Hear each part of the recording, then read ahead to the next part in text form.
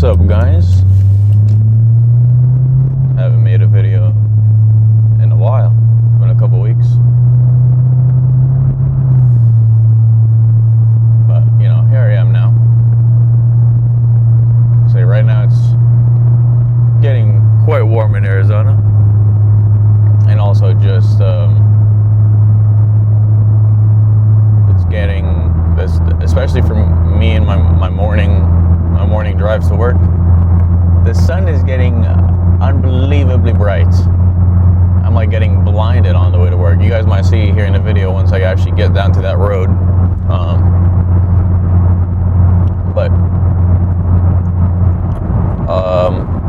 Yeah, for this video, I think I'm just gonna talk about literally just GM transmissions, and like some of them I don't think are terrible, right?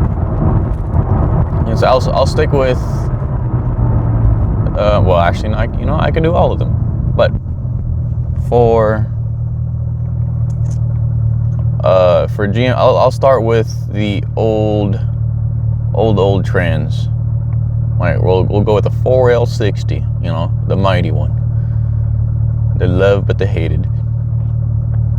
For that trans, I'm like, look, I see people always complain about the 4L60 not being able to, you know, do this, that, and the other, right? Hold power, torque, do all this, right? But I'm like, from everything I've read about that trans, for some reason, the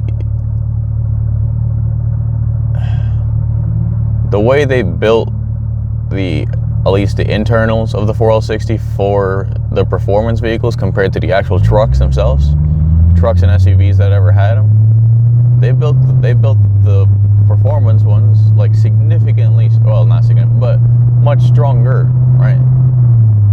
Some of them, like especially like later C5s, like they use like a what do you call it? Like I think it's like a 5 planetary or something instead of a 4. And I'm like, brother.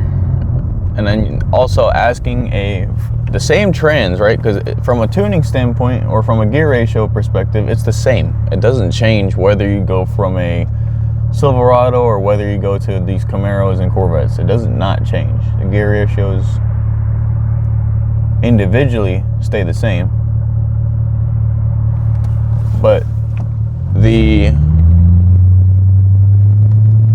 final drive is the only thing that's different. Obviously, all of them have their own diffs. Like you go from 273s to 325s and yada yada, right? Everything has their own final drive for their purpose, and that's fine, right? A diff is, you know, that's just the way they're built. But then you go with things like to me, I'm like, you're asking a 4L60, right? That little 4-speed, you're asking that car to pull significant weight differences. You're asking, like, let's start, for example, we'll go with one of the lightest cars that ever had it. We'll start with the C5s. So you're asking a 4L60 to pull a 3,200 pound car. And then in the next moment, you're asking that same transmission to pull a Silverado or a Tahoe, just the regular 1500s, not the 4L80 ones, just the regular ones. And you're asking a 4L60 to pull that exact same thing, but now you're asking it to pull a what? 5,500 pound, like 5,500 pound car. I'm like, that's a lot. That's a big difference, right? You're asking that car to pull 2,000 pounds more than what it was used to seeing. So I'm like, you're not, like, that's why I'm like, the transmissions aren't terrible, but asking that same transmission to do one thing and then do the same thing for a heavier vehicle is a large task. And keeping the same, pretty much the same exact tune, and also possibly the trucks having much weaker internals than the Corvettes and the Camaros and the Firebirds. It's not close either, right? From a strength standpoint, these cars had it. And I'm like you're asking a lot out of a little 4-speed to do all this work. And I don't think that's right? Like, obviously that's done and dusted. They stopped making 460 years ago, but just from my perspective, I think that, like, I think they should have given those Tahoes and, Silverado 1500s and all that stuff, I think they should have given all those cars, or all those, half tons and 3/4 and whatnot, I think they should have given all of them the 4L80 from the get. I don't think those cars should have ever had a 460 at any point. Like, if you have a V6 SUV or something, you can say a 4L60 might be okay for that. Well, like, if you want to do a slight upgrade, 4L70, that does exist at some point, which obviously the Trailblazer SS had that.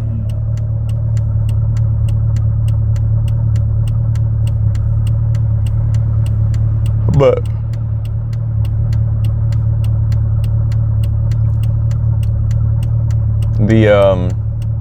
I'm like, I don't think it's right that the trans, and obviously the Corvette servos, we already know about these 4-speeds and getting their Corvette servos. That's probably one of the most helpful things for these transmissions. It's like a servo and a shift kit and a cooler. That's like your step 1, 2, and 3 right there. I say shit, like probably servo, unless you already have the 3 performance vehicles that I said, like the Corvettes. If you specifically have the SS or the WS6 Firebirds, if you already have those, you already have that. But that's not an issue for those. Maybe a shift kit just to kind of fine-tune what those cars already had. And then obviously a cooler for anything that has that car, unless you're driving relatively short distances. If you're driving like relatively short distances every day and you don't really go that far often, yeah, I would say maybe you might be okay without it.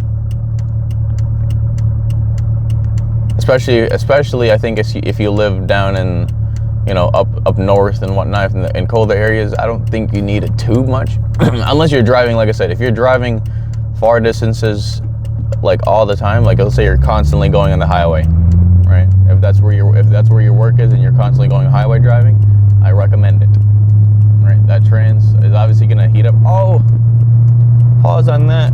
Oh my god. Well, there's the sun, guys. Dude, like the sun, holy schmoly. Yeah, it's hard to see, but welcome to what, 6:30, 7 in the morning almost, basically. Pretty good. Yeah, 6:40 right now when I'm recording this. Yeah, I'm just the sun has arrived. It's great. But like, yeah, I'm like, obviously, like the shift kit is probably the most extreme version of a fix. Now, extreme's not necessarily bad, right? A shift kit is supposed to pretty much really help out your transmissions. Like, that's what they do. They're supposed to be there to kind of help and increase that life of those clutch packs, which is nice, right? Shift kits do exist for that reason. And if you know how to do it, if you have someone else that can do it, and you have time to do something like that, then go for it, right? I'm not gonna sit here and say it's gonna bump your power capabilities up. No, but it's gonna like lessen the slipping, right? Say, because it's gonna slip here and there, so it's gonna try to firm up the shifts, and it's just gonna click instantly, right? It's just gonna go, that's what you want out of these trains. You want it to react.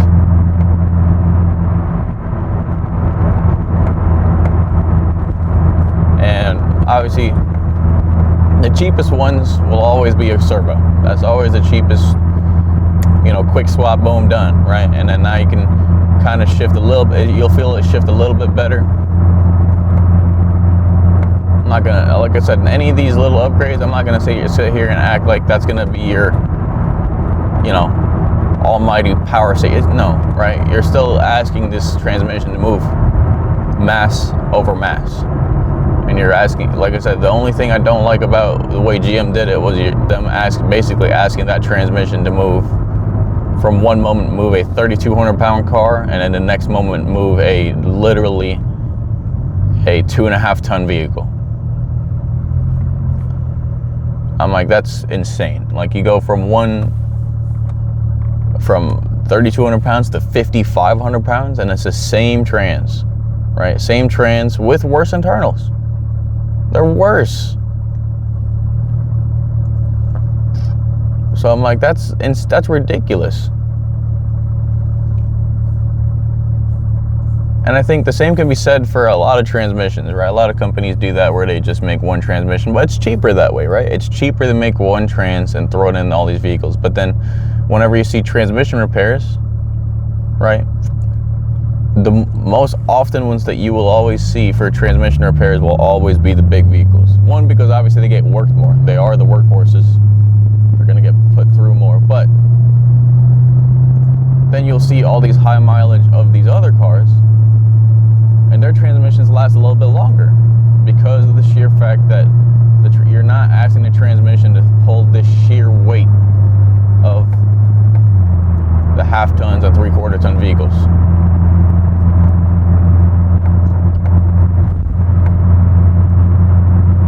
Like, that's insane. That's a lot to ask of one. And that's why I'm like, I think they should have just given all of them a 4L80. In my opinion, I think all of them should have had a 4L80 trans.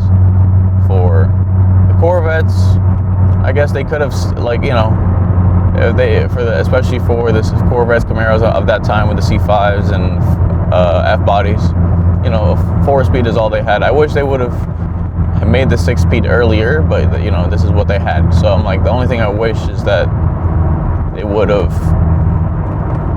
maybe done like what they did, 4L65. You know, that's the one that's the very first year the C6 had. Which the later Corvettes are basically 4L65s. Like, they're very identical because they use like a 5 pinion instead of a 4.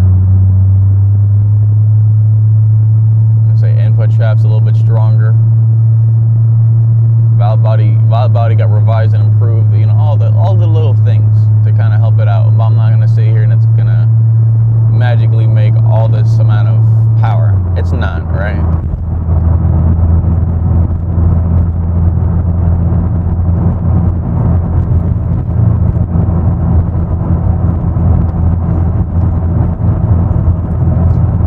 And I would say probably the same thing for 6L80s, right? And I know 6L80s are relatively stronger. I think to some people that's probably one of the best automatic transmissions that GM's ever made. Right? But then I see all these things online of people obviously complaining about the 6L80s. And what does it come out of? A 1/2 ton, a Silverado. Again, you're asking a single transmission to pull the weight of I'm trying to think what the light. Yeah, I think the Corvette was probably the lightest car again, right? For the C6, the 6L80s. And those Corvettes weighed 30, maybe 3,400 pounds at its most. So you ask that, and then you ask it to pull a 1,500. Or these Suburbans, all these cars, right? You know, same chassis, pretty much same weight.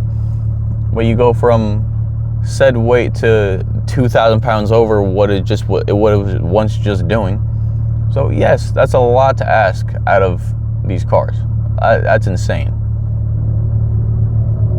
That's why I'm like, I don't think they should have ever put the same transmission in these cars. I think the 1500s and anything above that, anything with that body, I think should have a diesel transmission from the start. I don't think they should ever have received a regular transmission like if it is going in a sporty car, muscle car, or whatever the case is, that transmission should not be going in a truck. Just because of the fact that you're just asking it to pull one weight and then pull another one, which is significantly more. Because you're just asking that trans to, like, you know, literally sheer mass is all it's fighting against at that point.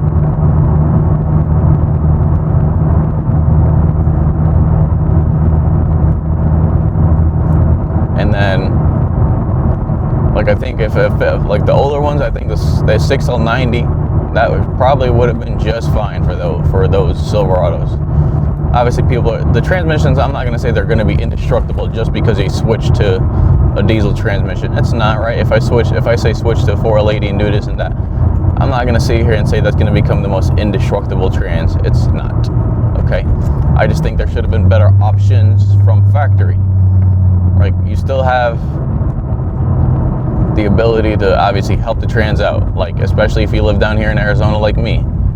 Probably a cooler, which obviously is all the jokes and whatnot, but it's the fact, right? Throwing an actual decent cooler at it. It doesn't have to be super crazy, right? Just something to help it out, right? You can try to run an inline trans cooler as well to make sure it can heat up, but then you have an external one to make sure it doesn't overheat on itself.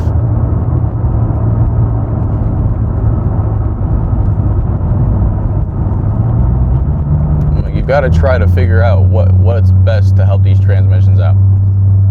Obviously, 4L60s are probably one of the more sensitive ones to heat. And then you've got 6L80s, which obviously overheating was a big concern for those things. But like I said, if you throw a cooler at it, the way these cars are made, I'm like, if you can throw a cooler at them, that'll help a lot. All right, you can at least help save that fluid life. Like, you should be able to still hit your operating temps. The gauges on the cars, if it has a trans gauge, is not necessarily the most accurate, because at least for the older ones, because most of them are measuring what's happening in the pan, right? Which pan temp is going to be significantly colder than internal temp, like especially where the torque converter is. That the heat in there is going to be much higher. So, but still throwing a cooler at it just to at least help that trans out. Unless you're driving super short distances, then I wouldn't worry about it. But if you're driving relatively far distances, yeah, I'd say do it. Like, even a mild one won't hurt it, right? Like, maybe a little upgrade from what the factory one is, because most factory ones, they're built into the radiator, which, you know, that's there to obviously make sure the trans can heat up.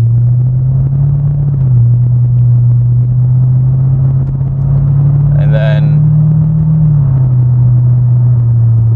you've got like the whole, once it gets to its heating point, because obviously it's going to be conjoined with the coolant, once it gets to its point of heat, then it's got to try to fight the heat, which at some point the coolant becomes a source of heat.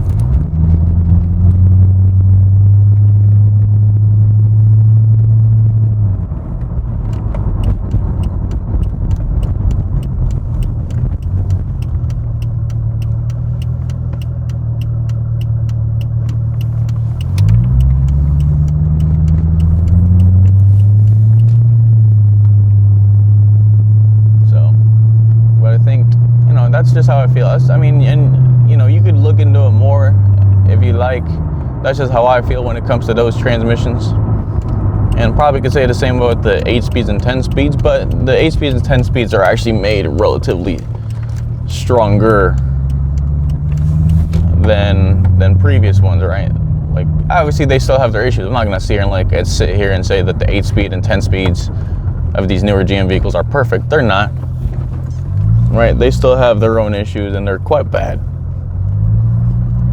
and just annoying, especially for how much the newer cars are. To have all these problems with these things is insane, right? We should be getting better, not worse.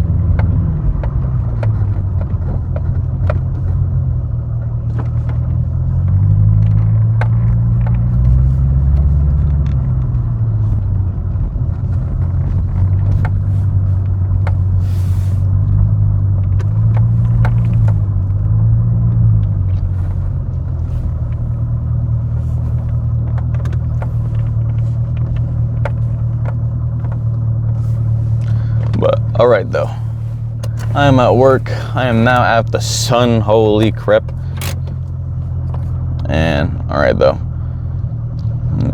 Y'all have a great day. All right, I'm gonna start heading to work here. Got to clock in about 8 minutes. So y'all have a great day. I'm out.